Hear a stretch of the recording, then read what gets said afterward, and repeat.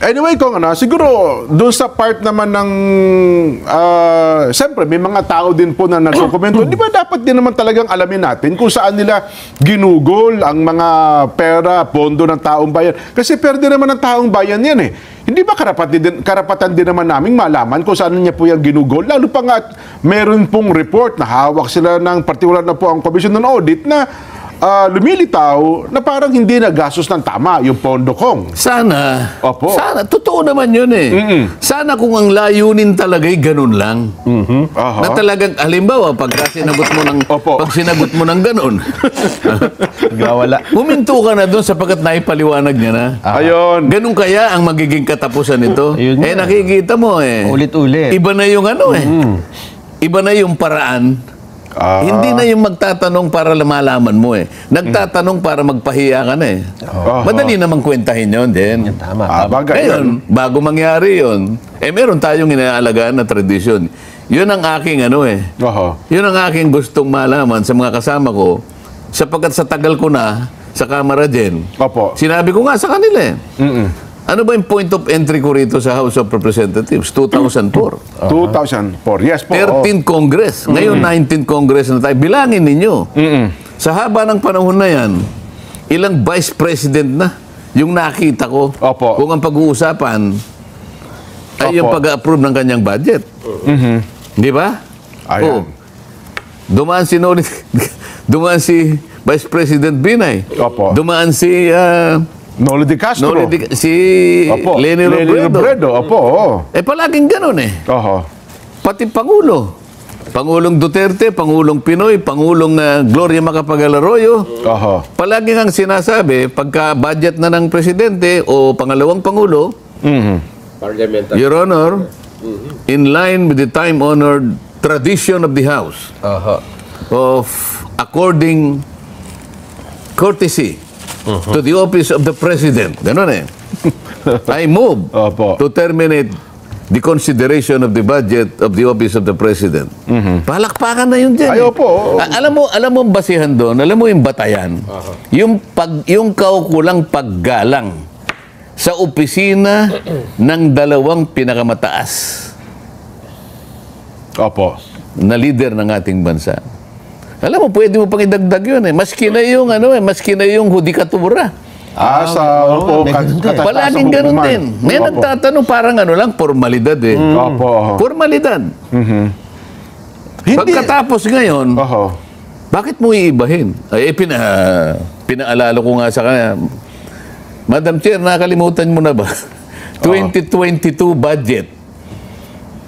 Noong 2022, tumayo ka ako si Congressman Nonoy Libanan, yung ating minority leader.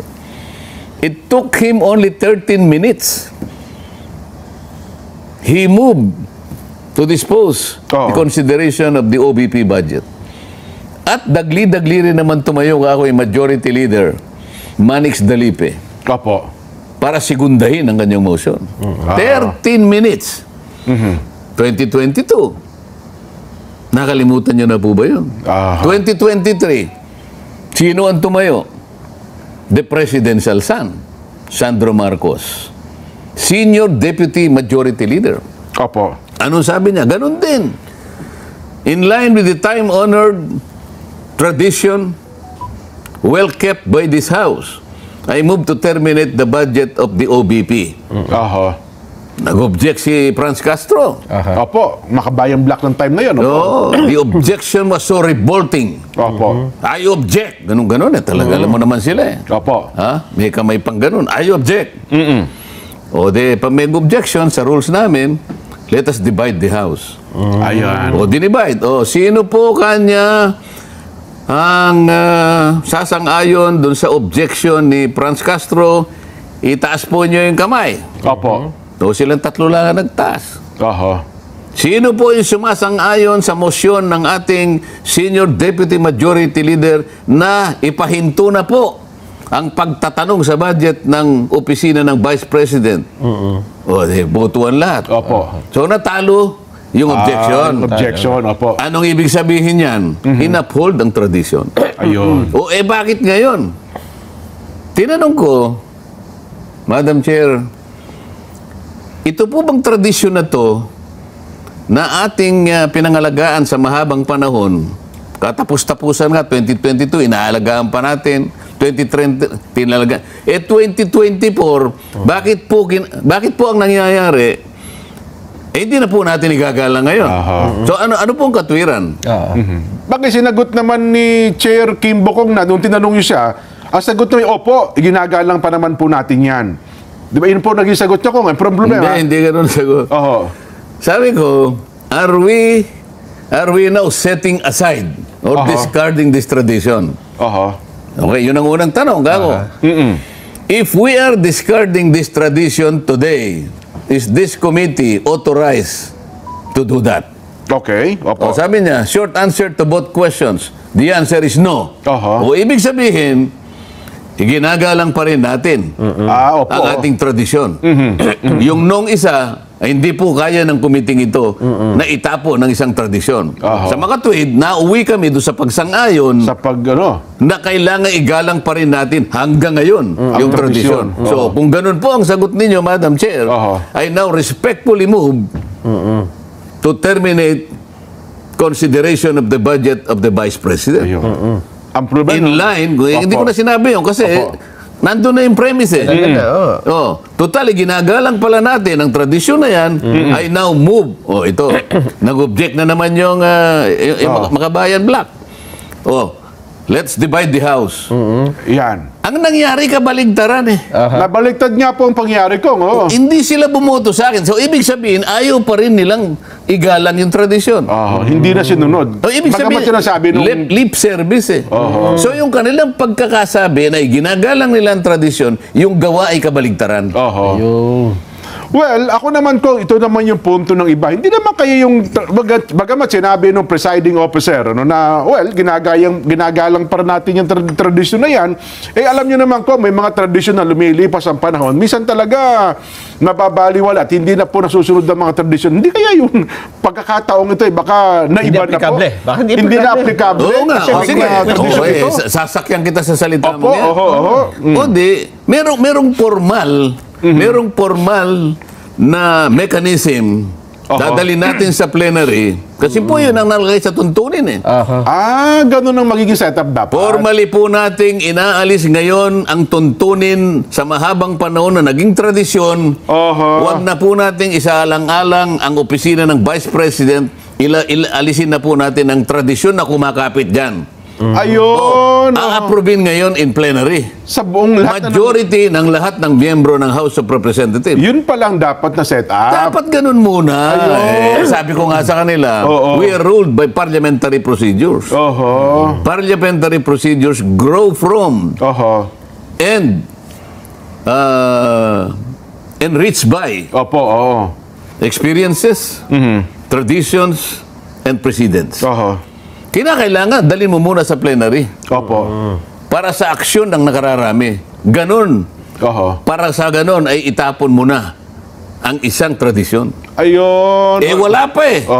Bakit inunahan mo yung tradisyon? So, dinamumulitika ka. So, dapat pala, kasi harapin natin ang katotohanan ko. May mga tradisyon noon pa man. Tayo bilang mga Pilipino, sa pagsapit ng panahon ito, yung mga tradisyon ngayon ay nababaliwala. Nakakapanghinayang, Kasi maganda ang tradisyon Pilipino, pero sa makabagong panahon ay hindi na po nasusunod.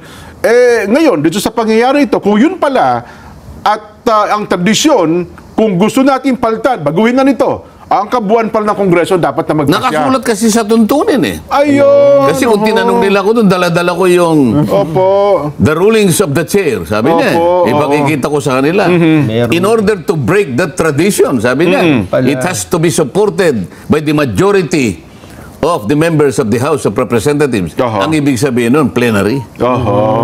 Committee yung committee lang kami. Kaya ang tanong ko, ito bang committee ito?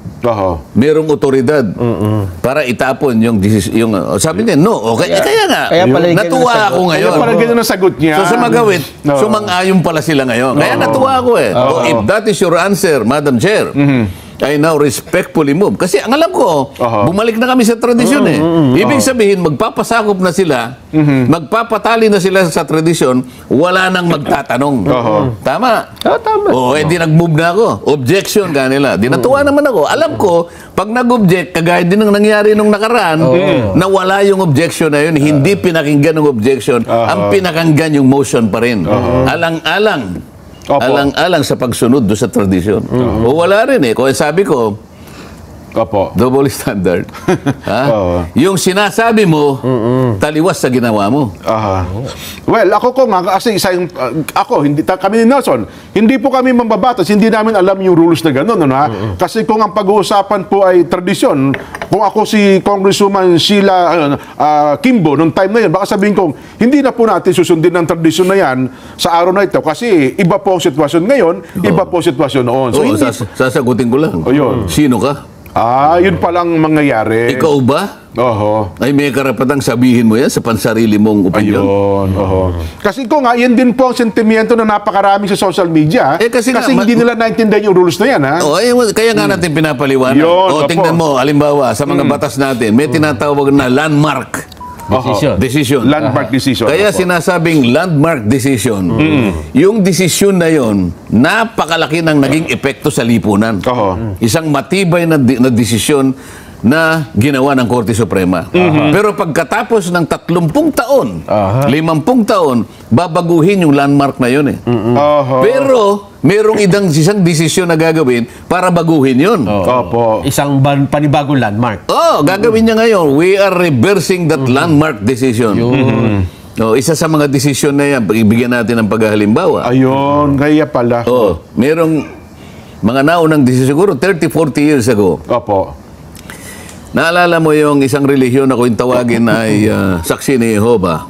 Ito, Opo, for opo. purposes of discussion. Walang intensyong anuman. Walang Opo. intensyong anuman. Parang magliwanag sa atin Yes, kung po. paano pinapalitan. Dito, Korte Suprema na pinag-uusapan. Opo. Kayang palitan, pero gagawa ng panibagong ruling. Okay. Doon, mga siguro 1950s or what, ang nakalagay doon, kasi hindi sila sumasaludo sa bandila. Opo, labag sa kanila yan. Labag sa kanila yun. Paniniwala nila. Flag racing. Meron silang sinisitas na talata. And sabi ng Korte Suprema, ganito yan eh. Yung hinihingi na paggalang Opo. ng ating saligang batas, hindi naman katapat ng sinasabi ninyong pagsamba. Hindi paggalang lang naman ang ibig sabihin. Ibig sabihin, sumaludo ka Opo. sapagkat Pilipino ka. Opo. Bahagi ng paggalang Yun ang ruling noon. After 30-40 years, binago. Okay. Meron silang karapatan kasi tuntunin ng kanilang paniniwala. Sa makatwid na okay. baligtad. Mas nanaig. Bakit ko sinasabi ito? May pagkakataon na baguhin yun. Opo, Ngayon, opo. balik tayo sa tradisyon namin. Papayag ako, bakit hindi? Pero kinakailangan idaan lahat. Oho. Sa isang mekanismo, halimbawa, ang una kong gagawin, sige, total, gusto nyo magbago na lahat. Unahin na natin ang pagbabago dito sa mga komite. Ayan. Oho. Meron tayong tradisyon dito, pagka magsisimula na yung interpellation, yung unang-unang magtatanong, palaging miyembro ng minority. Ayan. Opo. Kahit Tradisyon niyo po talaga yan. Totoo. Kahit na ikaw ang pinakahumuling dumating. Opo. Oho. Kahit hindi ka nagpalista. Basta't ang unang isip-isipin mo, ikaw Miyembro ng minority. nakaupo ka ron alas 7:30 ng umaga. Pero hindi ka miyembro ng minority. Opo. Hindi. Majority si Opo, Nelson. Nelson, Ikaw minority ka. Si Nelson majority. Kauna-una siya Pero dumating. si Nelson dumating 7:30 ng umaga. Opo. 7:30. Nagpalista ka 7:30. Si Jen dumating 9:30. Miyembro ko ng minority. Kararating mo lang, minority ka. Mukhang magiging congressman tayo dyan. Okay? Siyempre, oh. Kung tutuusin mo, Dapat si Nelson ang mauna doon. siyempre, nauna ng 2 oras sa iyo eh. Nauna ako eh. Pero dahil sa tradisyon, Oho. palaging ikaw. Ayun. Sasabihin ko ngayon, alisin na yung ano na yan. Tradisyon yan. First come, first serve dapat. Kung sino yung nauna nagpalista, yun na lang. Dapat. Nakasalig yung kako sa